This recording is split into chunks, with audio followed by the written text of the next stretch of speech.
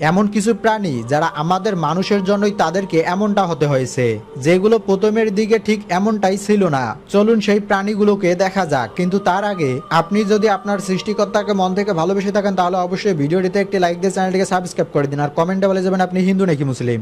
Number 1, Beers. আলাস্কাতে বসবাসকারী ভাল্লুকদের এই কারণে মেরে ফেলা হতো যাতে এদের পশম বেচে অনেক টাকা কামানো যেতে পারে। আর যেহেতু বেশিরভাগ বড় ভাল্লুককে নিশানা করা হতো, সেই কারণে রিসার্চ করে জানা যায় যে অতীতের 50 বছর ধরে এদের আকার দিন দিন ছোট হয়ে যাচ্ছে।